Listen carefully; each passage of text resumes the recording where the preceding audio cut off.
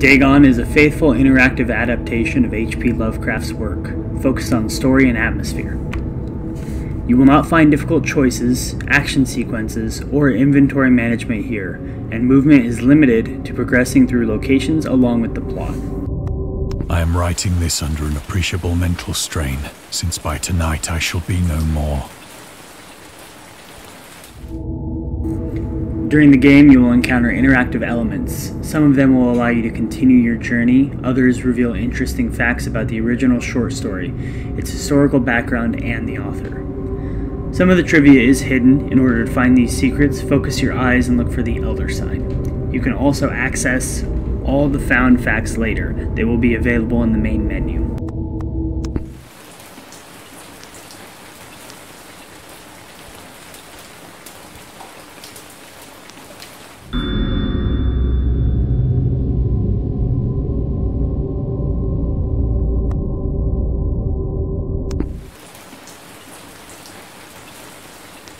Penniless, and at the end of my supply of the drug which alone makes life endurable, I can bear the torture no longer, and shall cast myself from this garret window into the squalid street below.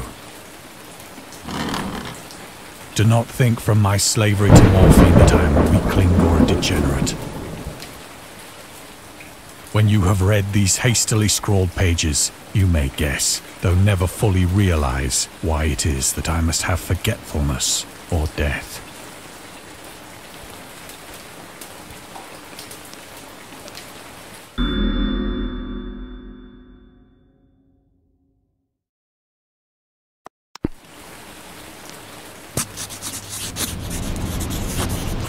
It was in one of the most open and least frequented parts of the broad Pacific that the packet of which I was supercargo fell a victim to the German sea raider.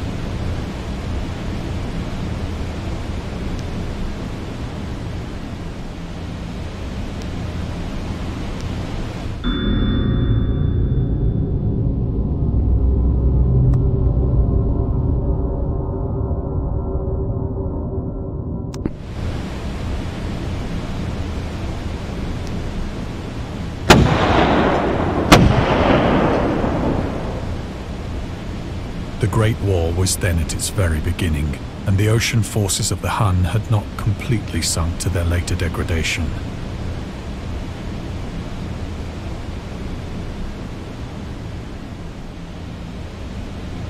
So that our vessel was made a legitimate prize, whilst we of her crew were treated with all the fairness and consideration due us as naval prisoners.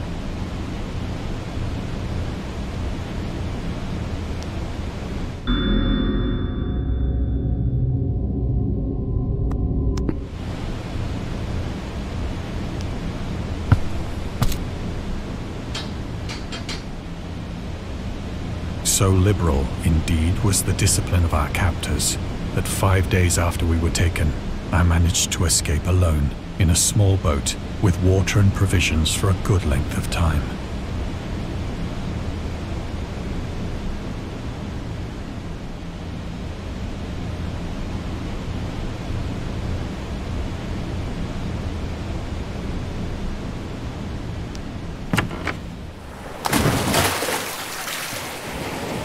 When I finally found myself adrift and free, I had but little idea of my surroundings. Never a competent navigator, I could only guess vaguely by the sun and stars that I was somewhat south of the equator. Of the longitude, I knew nothing, and no island or coastline was in sight.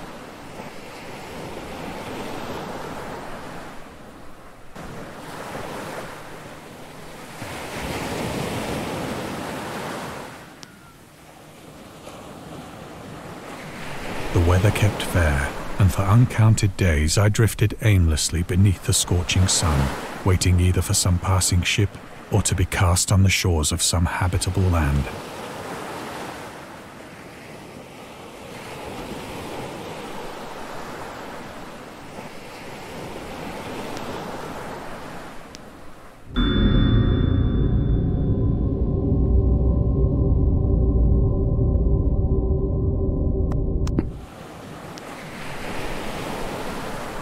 But neither ship nor land appeared, and I began to despair in my solitude upon the heaving vastness of unbroken blue. The change happened whilst I slept. Its details I shall never know, for my slumber, though troubled and dream-infested, was continuous.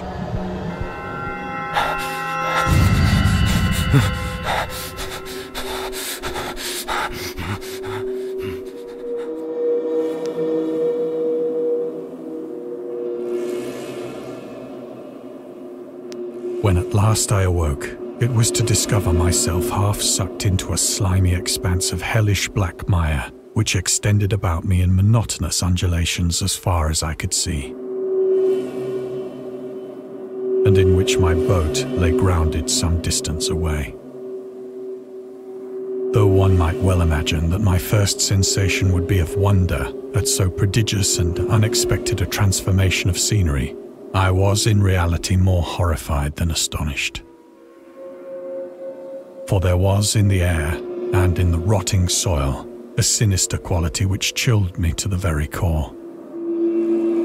The region was putrid with the carcasses of decaying fish, and of other, less describable things which I saw protruding from the nasty mud of the unending plain. Perhaps I should not hope to convey in mere words the unutterable hideousness that can dwell in absolute silence and barren immensity. There was nothing within hearing, and nothing in sight, save a vast reach of black slime. Yet the very completeness of the stillness and the homogeneity of the landscape oppressed me with a nauseating fear. The sun was blazing down from a sky which seemed to me almost black in its cloudless cruelty, as though reflecting the inky marsh beneath my feet.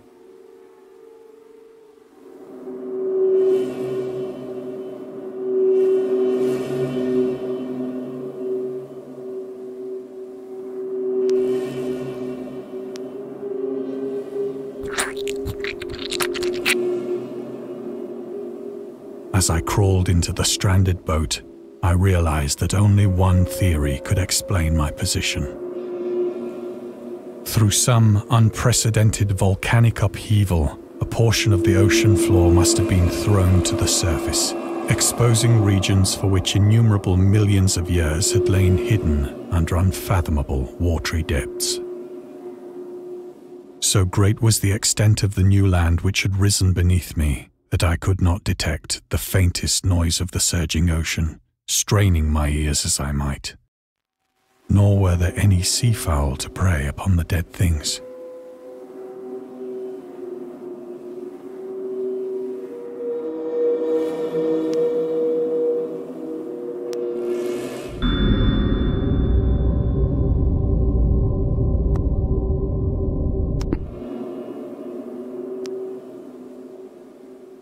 For several hours I sat thinking or brooding in the boat, which lay upon its side and afforded a slight shade as the sun moved across the heavens. As the day progressed, the ground lost some of its stickiness and seemed likely to dry sufficiently for traveling purposes in a short time. That night I slept but little, and the next day I made for myself a pack containing food and water, preparatory to an overland journey in search of the vanished sea and possible rescue.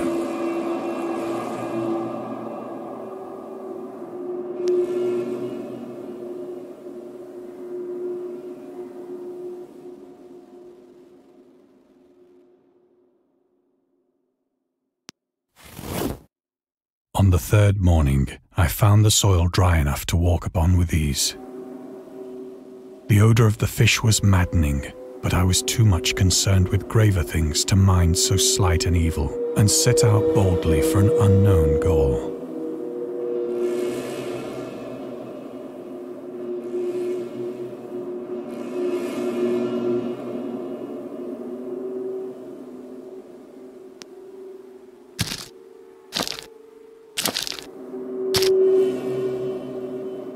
All day I forged steadily westward, guided by a faraway hummock which rose higher than any other elevation on the rolling desert.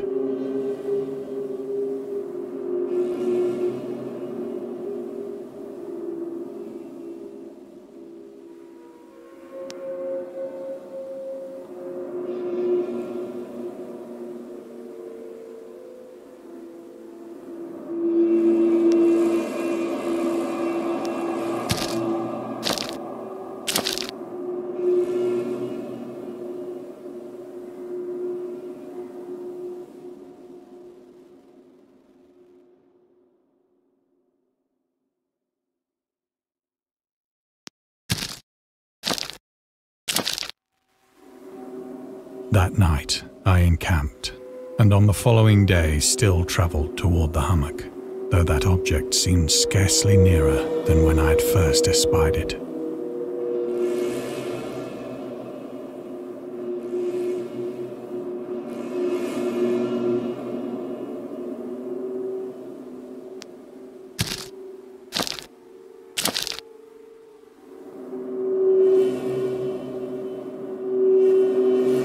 By the fourth evening, I attained the base of the mound, which turned out to be much higher than it had appeared from a distance. An intervening valley setting it out in sharper relief from the general surface. Too weary to ascend, I slept in the shadow of the hill. I know not why my dreams were so wild that night, but ere the waning and fantastically gibbous moon had risen far above the eastern plain, I was awake in a cold perspiration, determined to sleep no more. Such visions as I had experienced were too much for me to endure again, and in the glow of the moon I saw how unwise I had been to travel by day. Without the glare of the parching sun, my journey would have cost me less energy. Indeed, I now felt quite able to perform the ascent which had deterred me at sunset. Picking up my pack, I started for the crest of the eminence.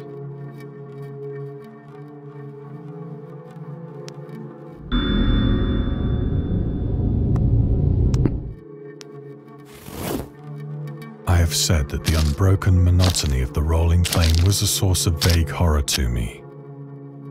But I think my horror was greater when I gained the summit of the mound and looked down the other side into an immeasurable pit or canyon, whose black recesses the moon had not yet soared high enough to illumine. I felt myself on the edge of the world, peering over the rim into a fathomless chaos of eternal night. Through my terror ran curious reminiscences of Paradise Lost, and of Satan's hideous climb through the unfashioned realms of darkness. As the moon climbed higher in the sky, I began to see that the slopes of the valley were not quite so perpendicular as I had imagined.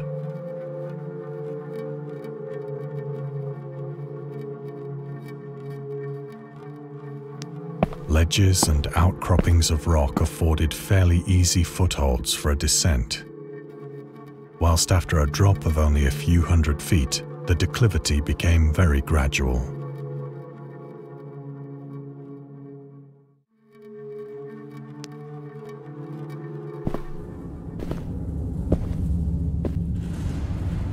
Urged on by an impulse which I cannot definitely analyze, I scrambled with difficulty down the rocks and stood on the gentler slope beneath, gazing into the Stygian deeps where no light had yet penetrated. All at once, my attention was captured by a vast and singular object on the opposite slope, which rose steeply about 100 yards ahead of me.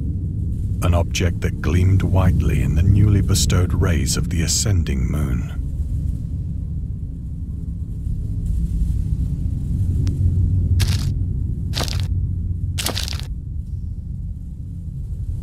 That it was merely a gigantic piece of stone, I soon assured myself. But I was conscious of a distinct impression that its contour and position were not altogether the work of nature. A closer scrutiny filled me with sensations I cannot express.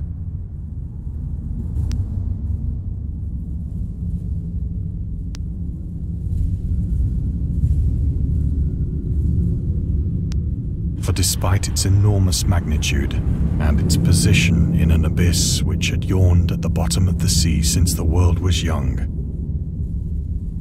I perceived beyond a doubt that the strange object was a well-shaped monolith, whose massive bulk had known the workmanship and perhaps the worship of living and thinking creatures.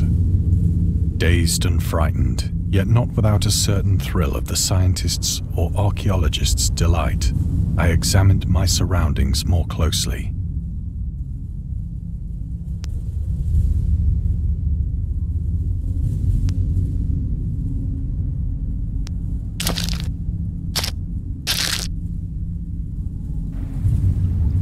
The moon, now near the zenith, shone weirdly and vividly above the towering steeps that hemmed in the chasm,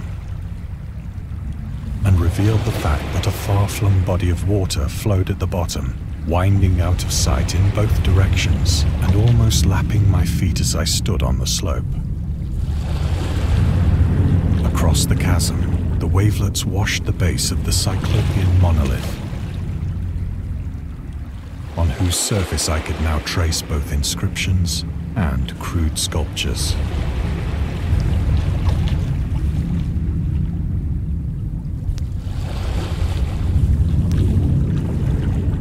The writing was in a system of hieroglyphics unknown to me and unlike anything I'd ever seen in books, consisting for the most part of conventionalized aquatic symbols such as fishes, eels, octopi, crustaceans, mollusks, whales, and the like. Several characters obviously represented marine things which are unknown to the modern world, but whose decomposing forms I had observed on the ocean-risen plain.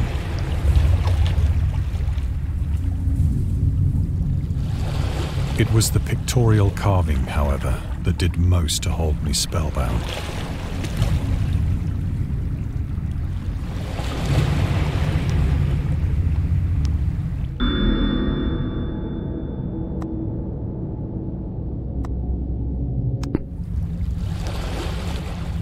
Plainly visible across the intervening water on account of their enormous size were an array of bas-reliefs whose subjects would have excited the envy of a Doré. I think that these things were supposed to depict men, at least a certain sort of men. Though the creatures were shown disporting like fishes in the waters of some marine grotto, or paying homage at some monolithic shrine which appeared to be under the waves as well. Of their faces and forms I dare not speak in detail, for the mere remembrance makes me grow faint. Grotesque beyond the imagination of a Poe or a Bulwer. They were damnably human in general outline, despite webbed hands and feet, shockingly wide and flabby lips, glassy, bulging eyes, and other features less pleasant to recall. Curiously enough, they seem to have been chiseled badly out of proportion with their scenic background. For one of the creatures was shown in the act of killing a whale, represented as but little larger than himself. I remarked, as I say, their grotesqueness and strange size, but in a moment decided that they were merely the imaginary gods of some primitive fishing or seafaring tribe. Some tribe whose last descendant had perished eras before the first ancestor of the Piltdown or Neanderthal man was born.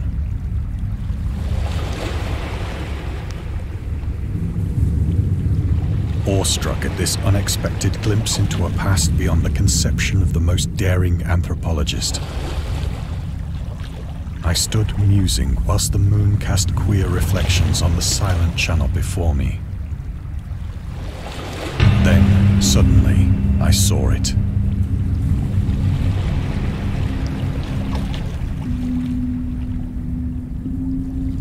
With only a slight churning to mark its rise to the surface, the thing slid into view above the dark waters.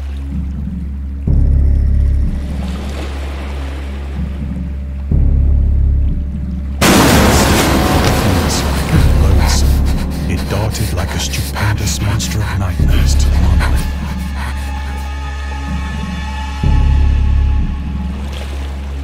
About which it flung its gigantic scaly arms, while it bowed its hideous head and gave vent to certain measured sounds.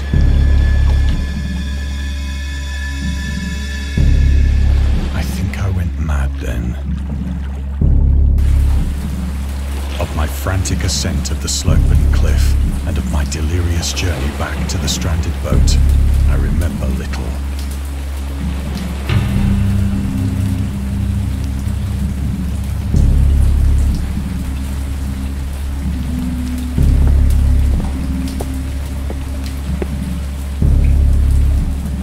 I believe I sang a great deal and laughed oddly when I was unable to sing.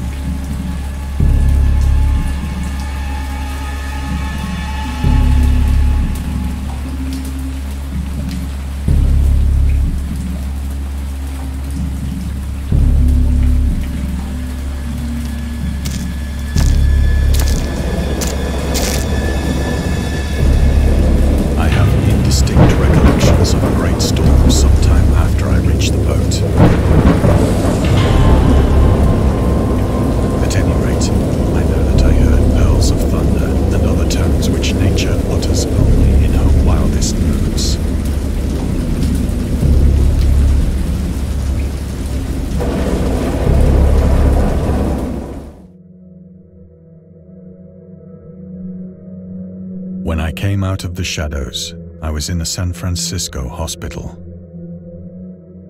brought thither by the captain of the American ship which had picked up my boat in mid-ocean.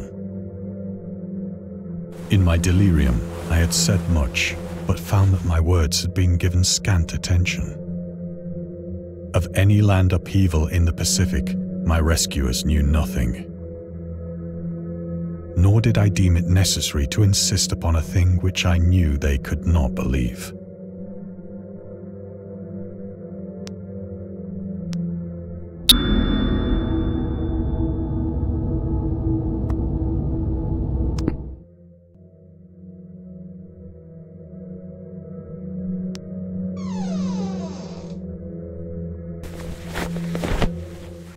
Once I sought out a celebrated ethnologist and amused him with peculiar questions regarding the ancient Philistine legend of Dagon, the fish god.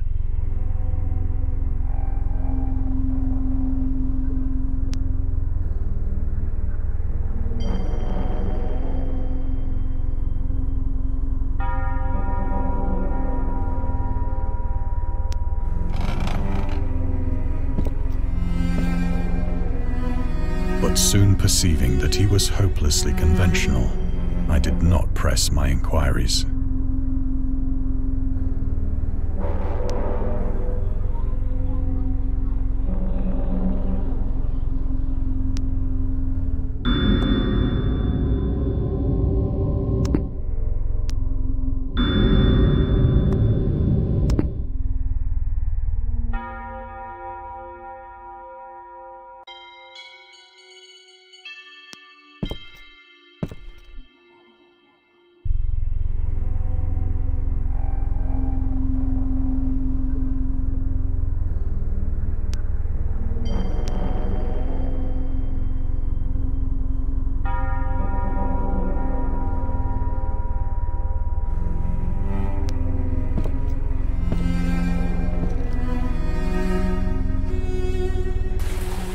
It is at night, especially when the moon is gibbous and waning, that I see the thing. I tried morphine, but the drug has given only transient surcease and has drawn me into its clutches as a hopeless slave. So now I am to end it all, having written a full account for the information or the contemptuous amusement of my fellow men.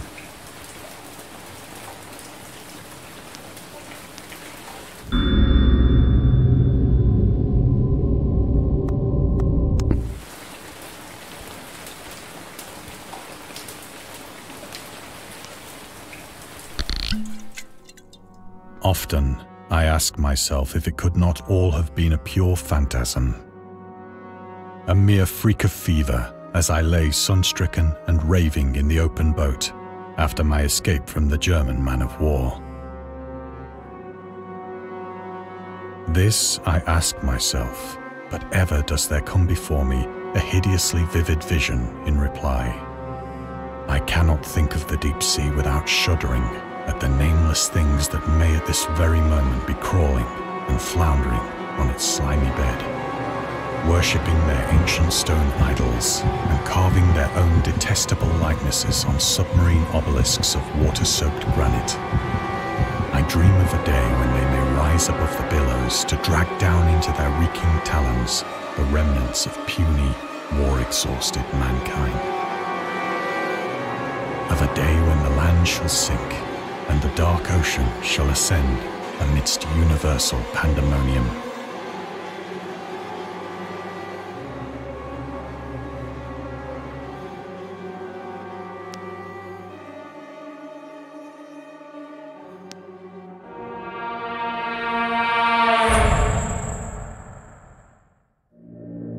The end is near.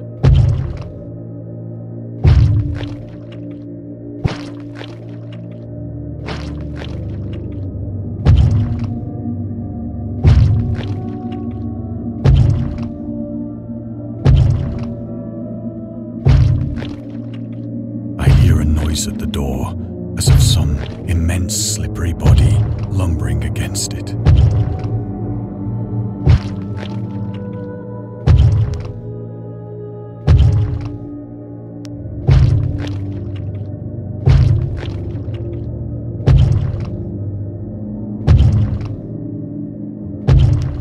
It shall not find me.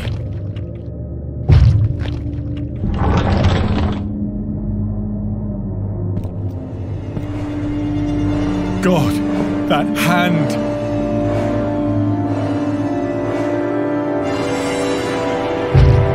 The window! The window!